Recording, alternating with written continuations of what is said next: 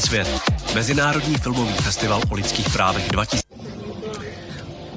které otevírají oči, probouzejí empatii a dodávají odvahu. 11. března až 24. dubna po celém Česku. www.jedensvět.cz. Pořádá Člověk v tísni.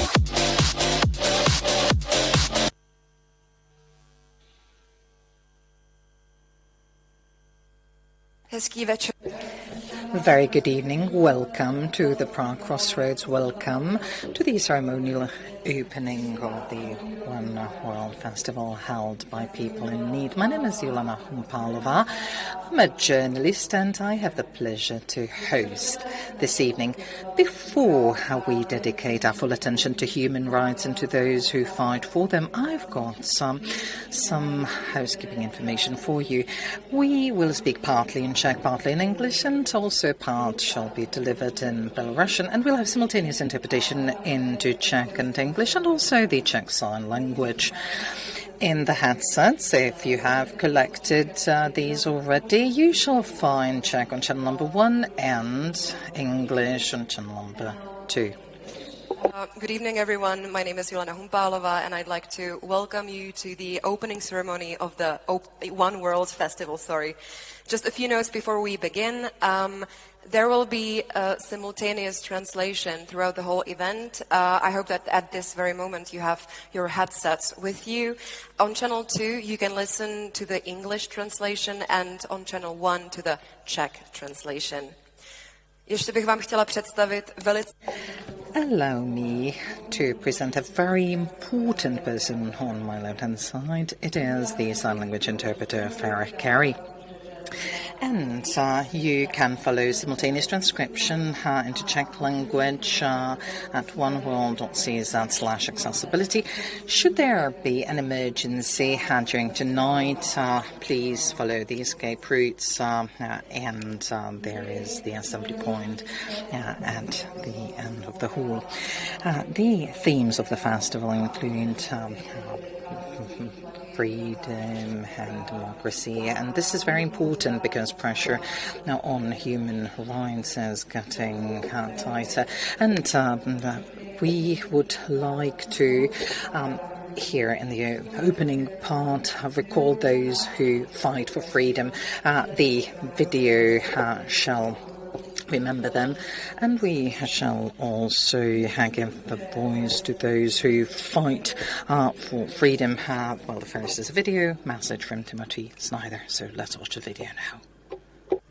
Na Tatrou sa blízká rovnití obývajú.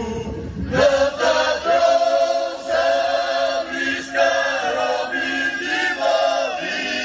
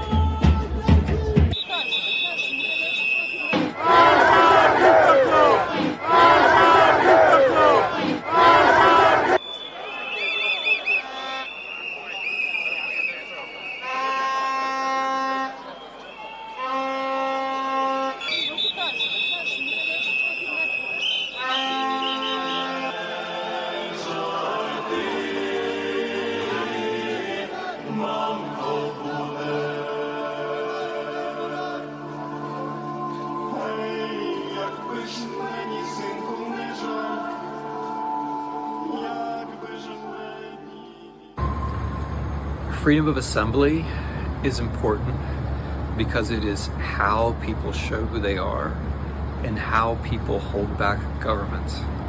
If we look at it negatively, it's like this. A repressive government wants to keep us apart. A repressive government wants us to be lonely. A repressive government wants us to be alienated. It wants us to feel helpless. We all know this. We all experience this. On the positive side, when we are together, we see more possibilities. When we're together, we feel reassured. when we are together, we can organize and achieve things that we just can't do as lonely, isolated, alienated individuals. So freedom of assembly just means freedom. Freedom of assembly is a way of being free, and freedom of assembly is a way of making sure that those that come after us can also be free.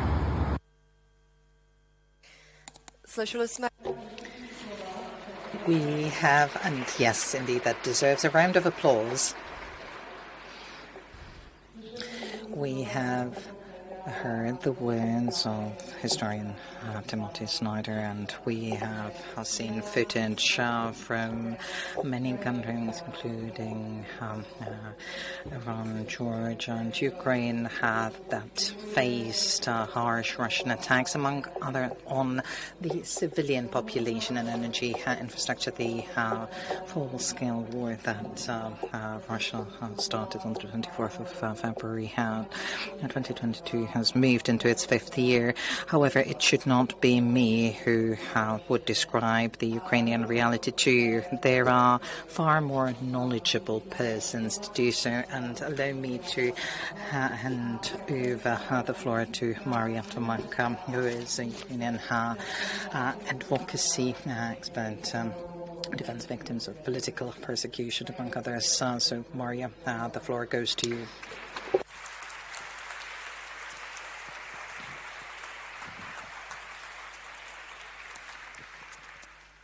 Excellencies, ladies and gentlemen, I'm privileged to speak before you today. In fact, I guess I'm not the first person who should be standing here on the stage today, but I hope, though, that I can speak on behalf of Ukrainians who survived this particularly harsh winter. For Ukrainians today, the word spring no longer simply means a change of seasons. It has become an accomplishment and a relief. Russian attacks have destroyed or damaged more than half of Ukraine's energy generation capacity, leaving many people without electricity or heating during freezing winter temperatures. And we're deeply grateful for every generator, every humanitarian package, and every form of support sent to Ukraine, including from the Czech Republic, of course. With the arrival of spring, the war in Ukraine is no longer on the front pages, mostly. But the Russian aggression is far from over. News about peace negotiations does not translate into a decrease in the intensity of attacks, and sometimes it's actually quite the opposite. Just a few days ago, another attack on Kharkiv killed at least 10 civilians, including 2 kids. Let me call their names. It was a 9-year-old boy, Gordiy Udovichenko, together with his mother, as well as a 13-year-old girl called Liza Polyanska, together with her mother and granny. Even a humble estimate of UN shows that the total civilian casualties in Ukraine in 2025 were 31% higher compared to the previous year and 70% higher compared to 2023. The number of hostages is still in thousands. Prisoners of war are still held in inhuman conditions in Russia. Crimean Tatar people and Ukrainians are persecuted for their identity across the occupied territories, whilst Zaporizhia nuclear power plant workers are held incommunicado and tortured just for being faithful to their duty and to their country. I could go on and on, but it's not only about Ukrainians. I just returned from Bangladesh, where together with my colleagues we talked about the war, but we also talked about how Bangladeshis and other South Asians are being dragged into the Russian aggression. Russia has instrumentalized human trafficking networks to recruit men from Latin America, Africa, Asia, sending them to the front lines and turning them into a cannon fodder in order to avoid large-scale mobilization within Russia itself. This is not their war, but they are driven by poverty, by false promises, and misled by the illusion that Russia offers an alternative to the world order they distrust. What Russia offers, however, is a meat grinder. Ukrainian authorities estimate that not less than 24,000 foreign nationals have been recruited, which is roughly equivalent to the active duty personnel of the armed forces of the Czech Republic. So it's a big number. The number of recruited foreigners is increasing, and so is the intensity of war in Ukraine. And I'm afraid it's not just about Russia, but also the stance of the big powers. which confront some authoritarian leaders, while others are welcomed with red carpet for whatever reason, Putin, for instance. The change in the US leadership has been remarkable for nearly every corner of the world, from significant cuts in development aid in South Asia to concerns that Greenland could one day face the fate of occupied Crimea, from shifts in voting patterns at the UN General Assembly in New York to leaders of Canada and Finland discussing the need of middle powers to rely more on themselves. All of us feel that rather than Homo Homini, man is a wolf to a man again.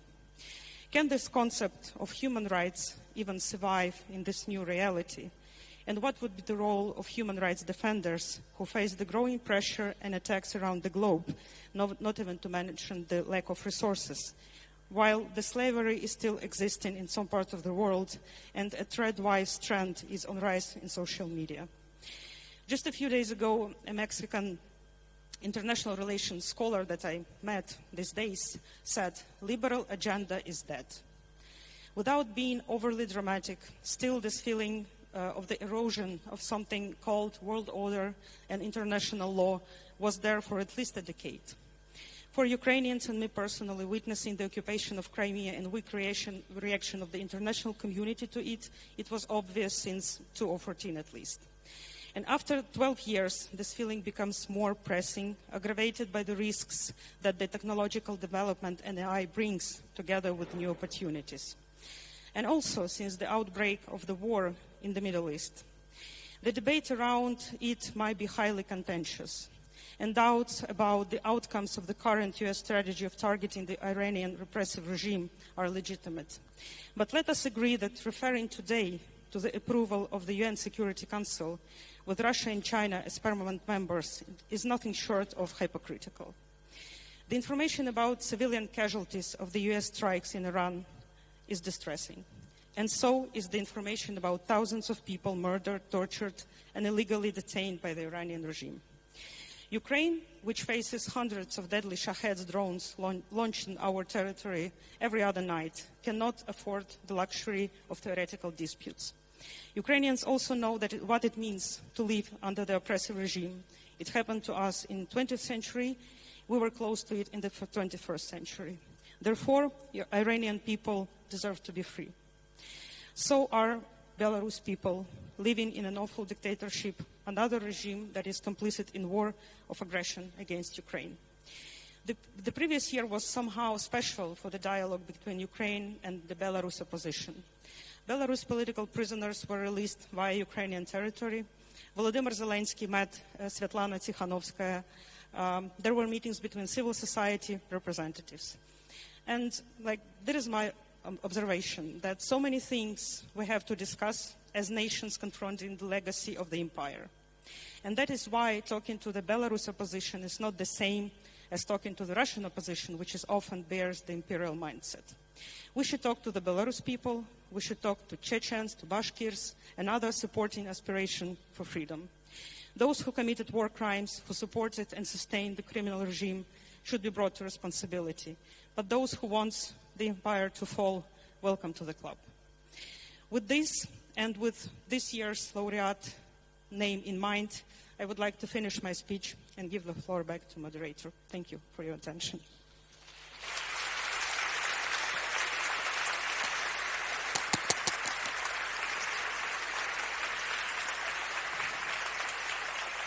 Děkujeme Marii Tomák. I would like to thank Maria Tomák.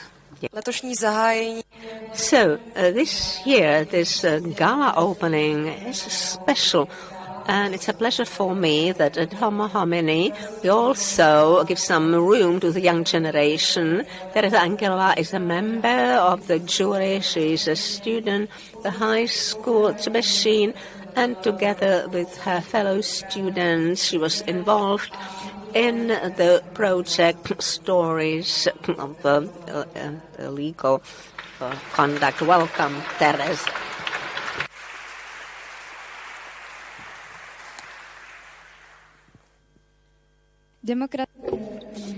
Democracy isn't perfect, and probably it will never be. People are always arguing about who is right, who is worse and who's even worse than that. Sometimes it's really tiring. You just want to turn it off and not deal with it. However, democracy isn't just politicians on TV. Democracy is us. We often say that one vote won't change anything, that we're just another number.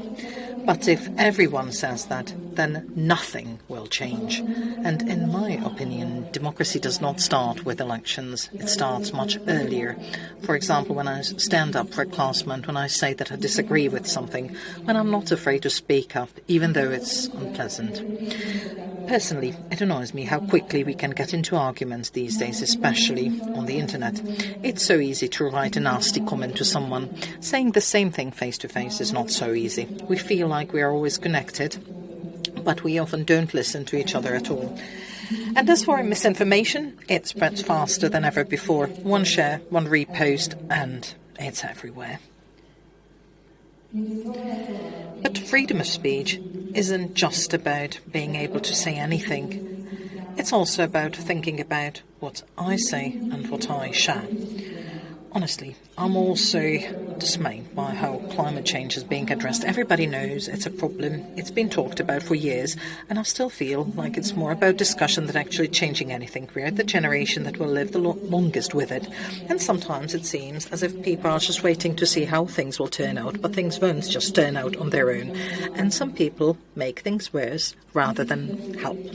I don't want to live in a world where it's normal for someone to win an election with 98% of the vote. That's not strength, that's fear.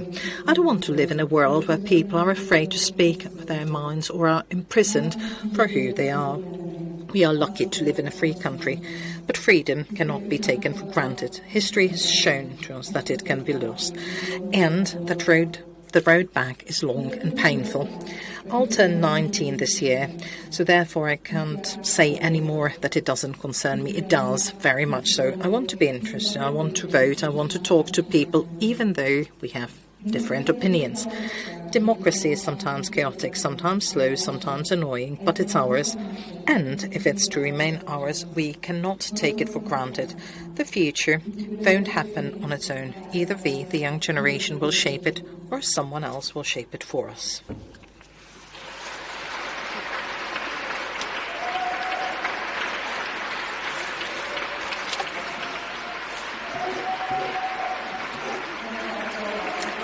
So that is Angelova. Thank you very much for your words.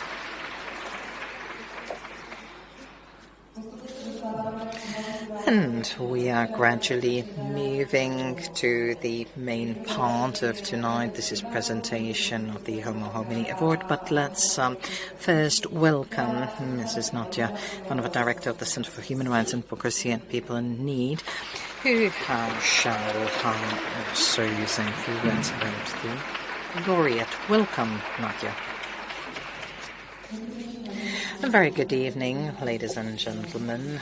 Thank you very much for coming.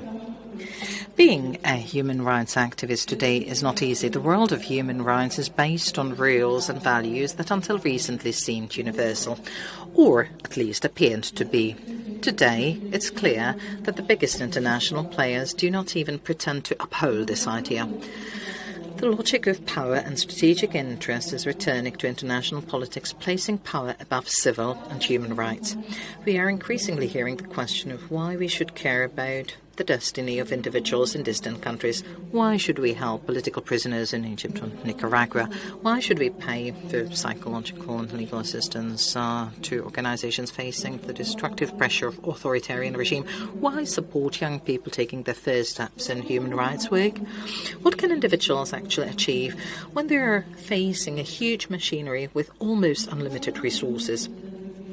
People do not choose human rights activism for prestige, money or benefits. Each and every one of us has a story behind us.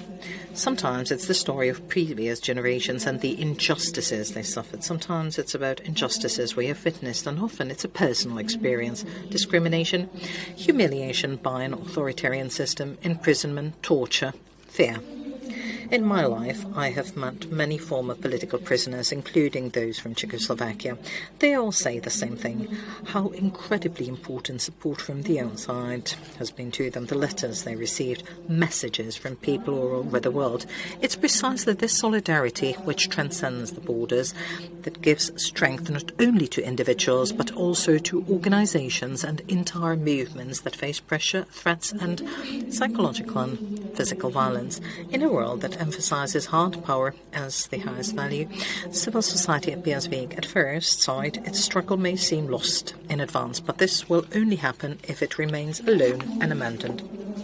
Since 1994, we've been striving to express our solidarity through the Homo Homini Award and to show its laureates that we care about their efforts to create a more just and free world. Every year, the Center for Human Rights and Democracy team honors an activist or organization that has made a significant contribution to strengthening democracy and defending human rights.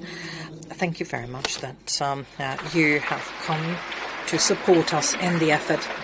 And Nadia will stay here with me. And now, without any further ado, allow me to invite onto the stage the President of the Senate of the Parliament of the Czech Republic, Mr. Miloš Vystrčil, to announce the laureate of the Homo Homini Award for this year.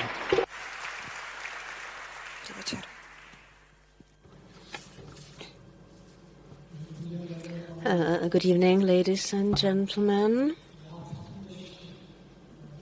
So, before I announce who the award will go to, I would like to thank you for the invitation. It's a great honor for me to be here.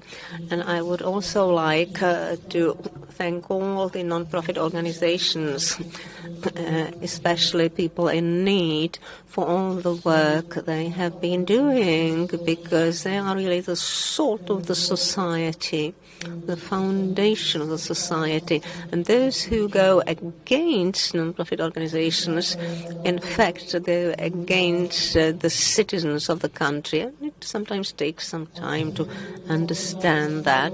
I want to thank you for the One World Festival, because there is only one world.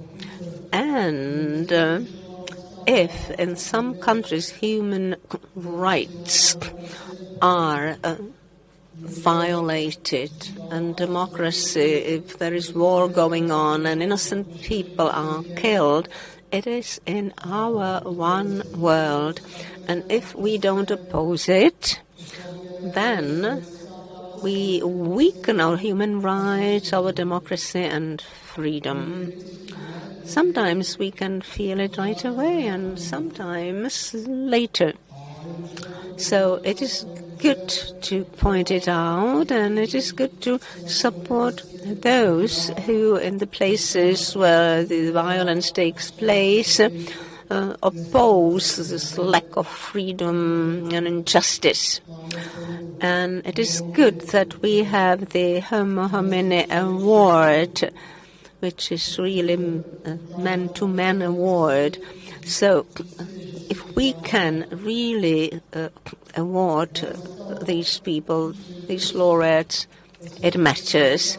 So tonight I have the opportunity to present the award to the person from Belarus, political prisoner, a very brave man who was a candidate for president, but they abolished his candidacy. He lives in Belarus. He refuses to leave his country. He feels he should stay with his fellow citizens in the country which is not free, and he wants to go on fighting the dictator. He cannot be here tonight. It's his wife who is here, Maria Adamovich. She's here. And so tonight it's an honor for me, together with others, to present her with the Homo Homini Award. This is the award for Mikolaj Statkevich. So congratulations to Mikolaj.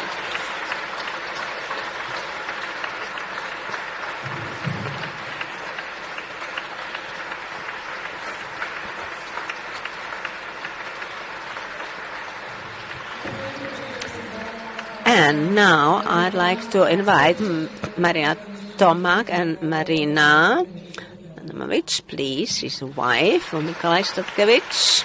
Please come here.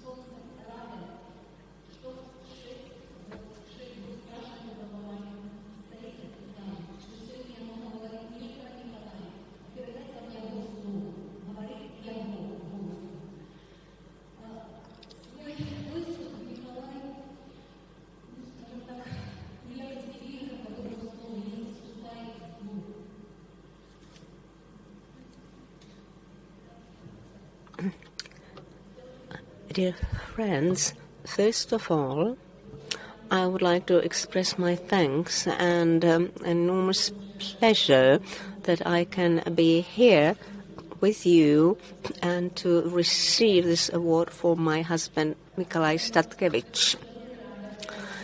I am very happy that after 6 years of really suffering, we can speak about this experience, but this is now over us. So I can speak not instead of my husband, but I can speak in his voice on his behalf. So my speech, it is in fact his speech that he's prepared, and he called it, "Do not give in to evil." And now, Nikolai.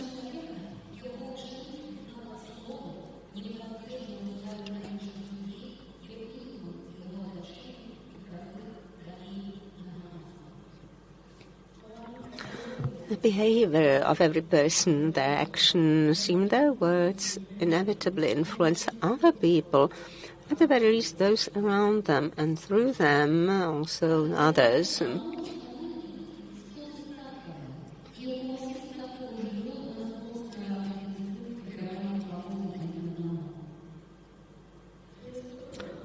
This is because we humans are herd animals, and like all herd animals, we have a strongly developed instinct to copy one another's behavior.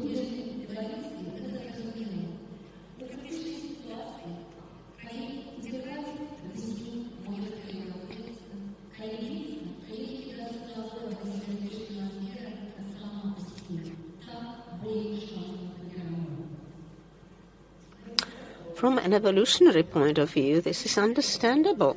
In a critical situation, if everyone flees, at least some will escape. If they fight, it is better for everyone to attack the enemy or a dangerous animal together. This way, there is a greater chance of victory.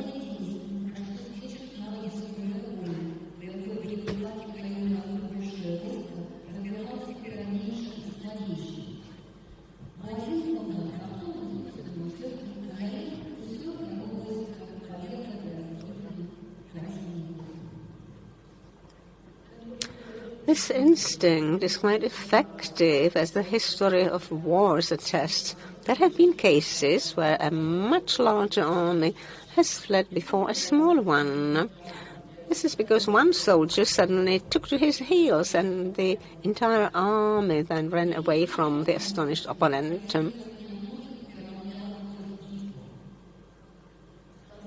There have also been opposite cases when the courage of a few turned the tide of the battle.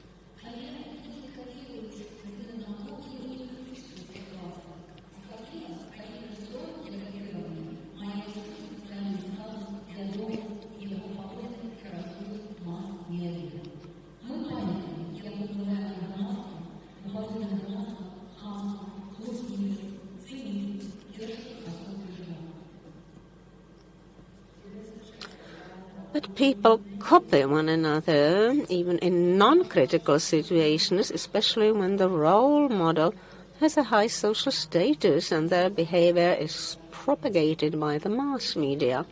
We remember how the rudeness, mendacity and cynicism of heads of state influences the behavior of society.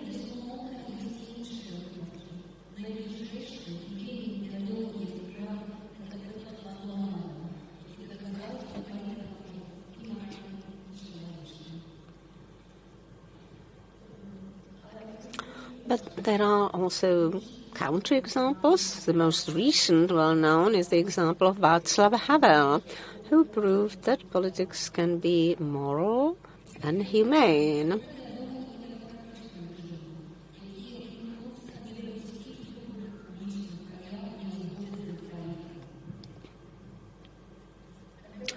The copycat effect is also known to undemocratic regimes which seek to prevent any public displays of dissent against their policies.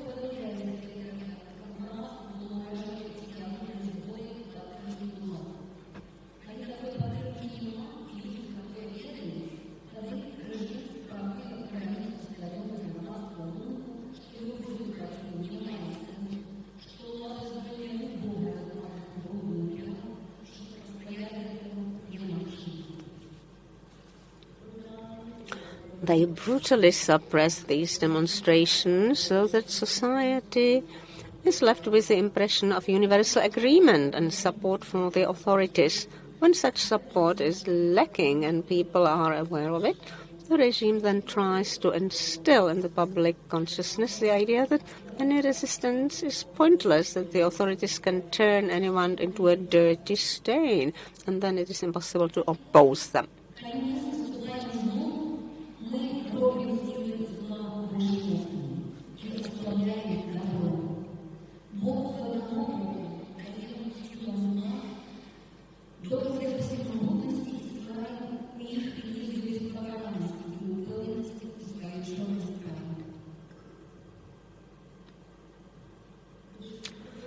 When we give in to evil, we make the forces of evil stronger and weaken the good.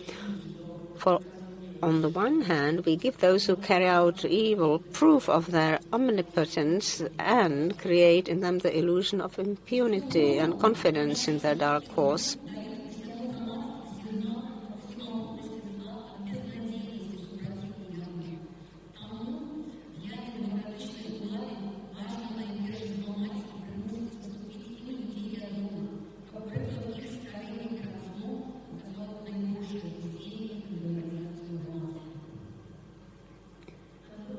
On the other hand, our concessions to evil send a signal to society about the omnipotence of evil and the hopelessness of resisting it. For the authorities, the most important thing is to first break and force well-known people to yield so that the example of their submission to evil has the greatest impact on the demoralization of society.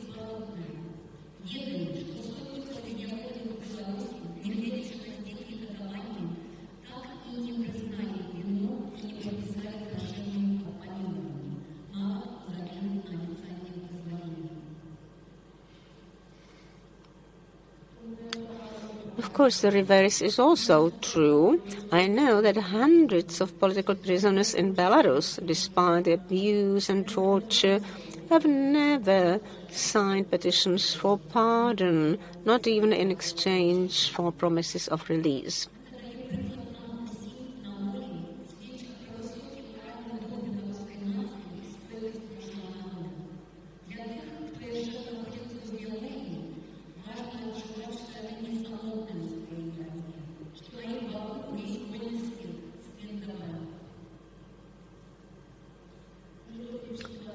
this sets an example for all of us, free people.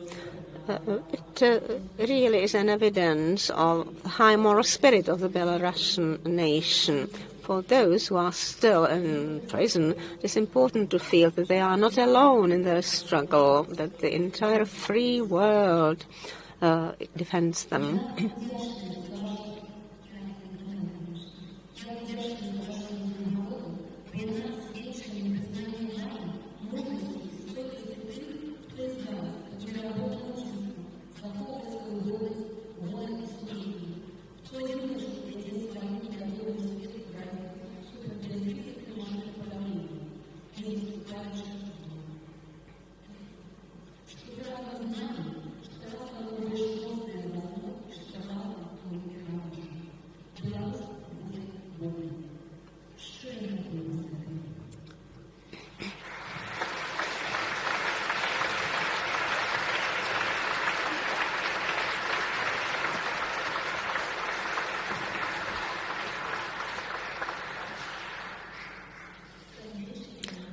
I am grateful, meaning Mihai, I'm grateful for your award, for it is a testament to your recognition of the courage and resilience of those who are, in fact, subject to incredible pressure and maintain their dignity, honor and conscience, who alone wage their unknown struggle against a merciless machine of oppression without yielding to evil.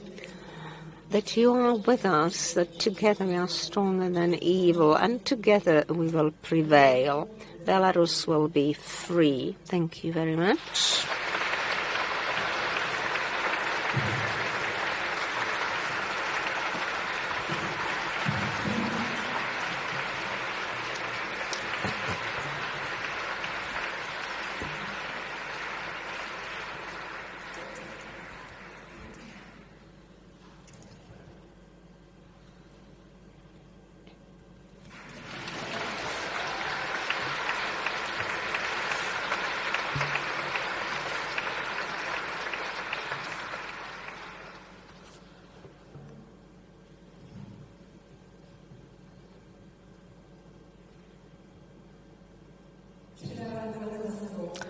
So the award has been presented, and I would like to ask River Moons, a Prague artist, with her composition, and Andrea Krejčka-Kalcu will be the interpreter.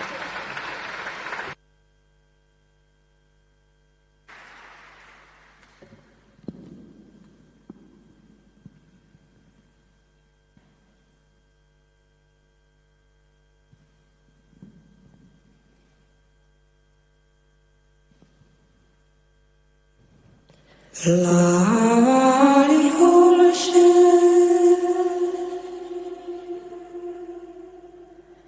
lavali peruti, lavali oči,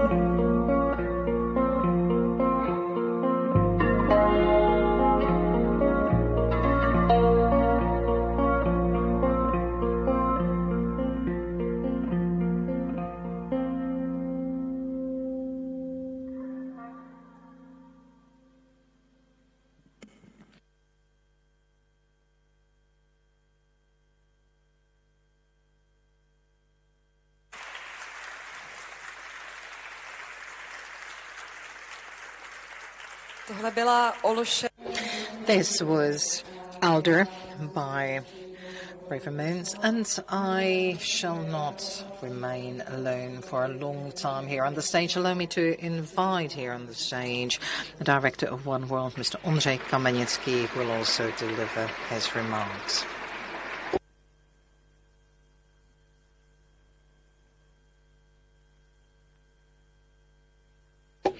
Very good evening. After the strong speeches that we've heard today, we should also make the reality that we are facing in local context more present. The current government coalition makes drastic cuts in the field of culture, and through its cuts, it shows its opinion about what it thinks about helping places where oppressive regimes reign. We believe that solidarity and providing help to others should be something that's self-evident, but the government coalition unfortunately does not have that opinion, and probably this will be true for the years to come. The same goes for environmental protection and climate protection. We have got used to the narrative that perhaps things will turn out, but no, it's not going to be like that. We are faced with a huge problem that will affect, not our generation, but the generations to come. And, after the negotiation of the budget, we have learned that there will be radical cuts for the field of culture, as I said, and this shall weaken the democratic culture in our country. Also, there'll be small support for the educational function of culture, which it undoubtedly has, and this will have a clear impact on the viability of cultural events and also local cultural organizers in smaller towns and municipalities. And unfortunately, and quite likely, this may lead to, as Timothy Snyder put it, even greater isolation and weakening of the democratic society. Together with One World, we are convinced that now, more than ever before, it makes sense to hold our festival, to organize the One World Film Festival across the whole Czech Republic. And we believe that the festival should indeed be thought-provoking. If you would look at what we have on the agenda, you will see in front of you a map of places where individuals and whole communities with unwavering effort fight for freedom, and the heroes and heroines of our films, I believe, will provide the audience with great hope that we can have a better world, that the world can be a better place. One World this year will take place in a total of 60 places across the whole Czech Republic. Just in Prague, we will have nearly 500 screenings and more than 300 debates after the screenings, and then hundreds of screenings across the whole Czech Republic. So it is a great network of cities where the films are going to be screened, and we believe that openness and accessibility of the festival is very important for everyone, for broad masses of citizens of the Czech Republic and others. And we have been striving for long years to make culture without any barriers, because accessibility is one of the fundamental human rights. Thank you very much for coming. We do appreciate your support. We are not taking it for granted. Thank you very much indeed.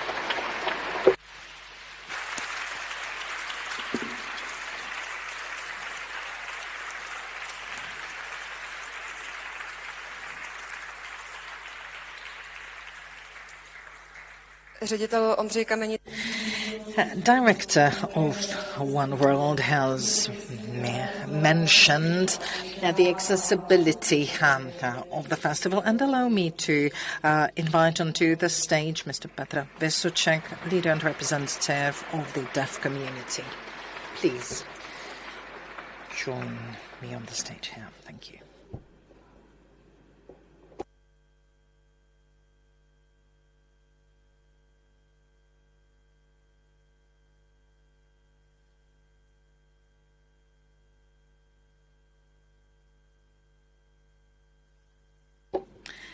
Good evening.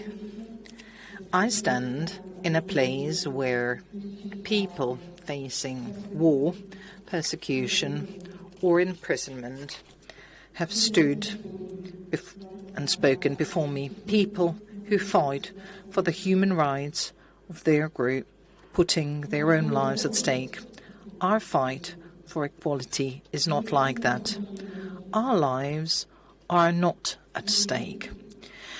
Neither our lives nor those of our loved ones. We do not face torture or imprisonment. And yet, it is a fight that affects people's lives every single day. We fight for those families who have welcomed a deaf child into the family so that they don't just get a medical diagnosis, so that they also get information about language, culture, and community. Because Czech Sign Language is not just an aid. It is a full-fledged language. A language that can express anything, even poetry, as you could see today during the interpretation of the song. Language is the foundation. It's the foundation for thinking, foundation for personality, foundation for relationships, for learning, foundation for life. We fight in order to make sure and achieve that deaf children in schools can really communicate directly with teachers who have sufficient command of the Czech Sign Language or through an interpreter, because there is no equality without education. We are fighting for the sign language to be taken for granted in court proceedings and for interpreters to be true and well-proven professionals, so that every police officer or notary would know that the written text of a police report or contract is not enough for deaf sign language users to understand. We are fighting for authorities to be accessible so that everyone can understand information about benefits, support, their rights and obligations too.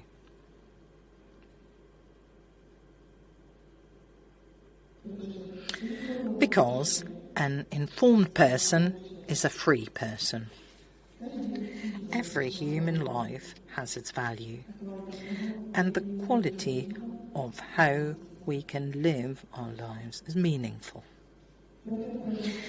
That is why it's extremely important for us that the One World Festival is accessible, not only because we can be here today, but because it allows you to see that we are among you. We can be involved. We can ask questions, discuss, think about the world, and address social issues. Not just ours, but all of them. That is why I would like to thank you that already for 10 years the One World Festival has also been there for the deaf, and not just for us but for everyone.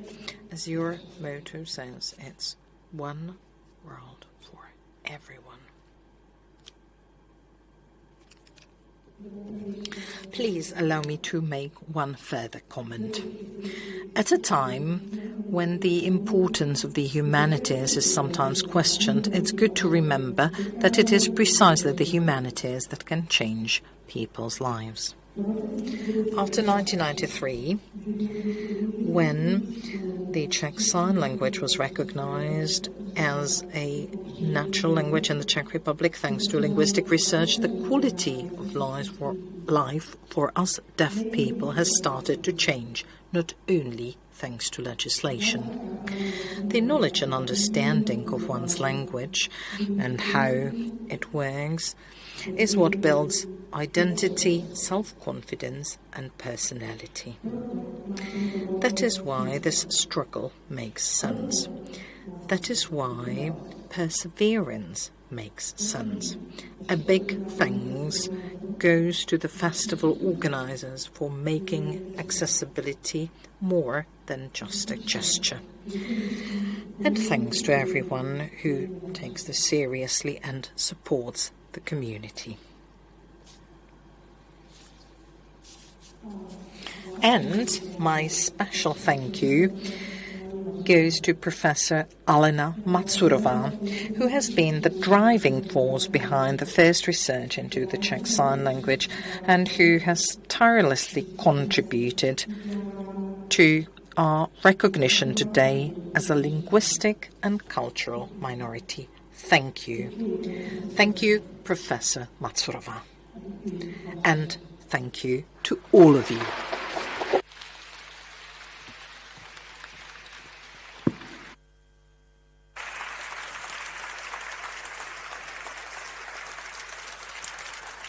Děkujeme Petru Vysučkovi za... I would like to thank Petr Vysuček. And our gala opening is coming to an end. Before saying goodbye, I would like to thank the main partners, the foundation, Abacus, also the municipality of Prague, Creative Europe, and also Czech Television, the main media partner, and Czech Radio, another main media partner, and also the Ministry of Culture of the Czech Republic.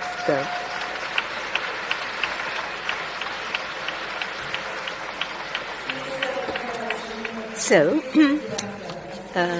farewell to our audience on the stream, and I hope you will go and see some of the films Ondřej Kamenický mentioned in Prague or in the 59 cities across the Czech Republic.